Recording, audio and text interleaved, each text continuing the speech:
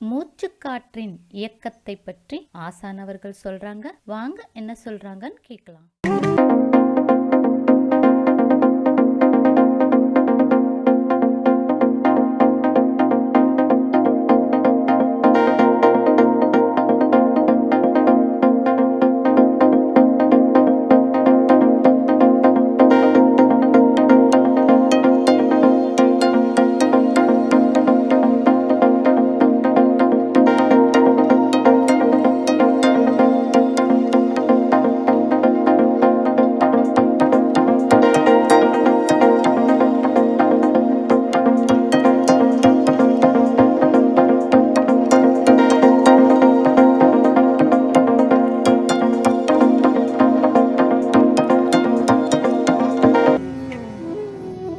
ஓம் அகத்தீசாய நம.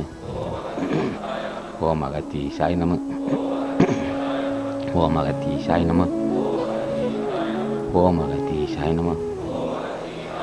ஓம் அகத்தீசாய நம. ஓம் அகத்தீசாய நம. ஓம் அகத்தீசாய நம. ஓம் அகத்தீசாய நம. ஓம் அகத்தீசாய நம. ஓம் அகத்தீசாய நம. ஓம் அகத்தீசாய நம. ஓம் அகத்தீசாய நம. ஓம் அகத்தீசாய நம. அன்புள்ள பெரியோர்களே, தாய்மார்களே, வணக்கம். ஞானிகள் எத்தனை பேரும் தம்முள் ஒரு இயக்கத்தை, ஒரு நடனமாடு இயக்கத்தை அறிந்தவர்கள். இந்த இயக்கம் நம்ம உடம்புக்குள் மூச்சுக்காற்று அசைவால் உள் கருவிகரணங்கள் முன்னுமே சொல்லியிருக்கிறோம். ஒரு நாளொன்றுக்கு 21,600 முறை வந்து போகின்ற காற்று அந்த இயக்கத்தின் வந்து போகும். நாம் இருந்தால் நாம் சிரித்தாலும் மகிழ்ச்சி அடைந்தாலும் எது செய்தாலும் சரி அந்த இயக்கம் நடந்து கொண்டே இருக்கும். நாம் உலக நடையில் இருப்போம், ஆனால் பசிக்கும்.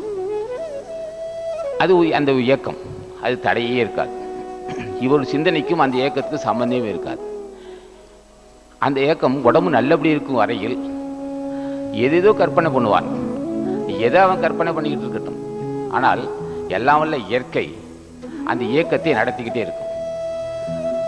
அது அந்த இயக்கம் ஊர்வன 11:9 மானுடன் ஊர்ந்து செல்லுகின்ற உயிர்கள், தரையில் ஊர்ந்து செல்லுகின்ற உயிர்கள் 9 லட்சம் பேதம், 9 லட்சம் தோற்றம்.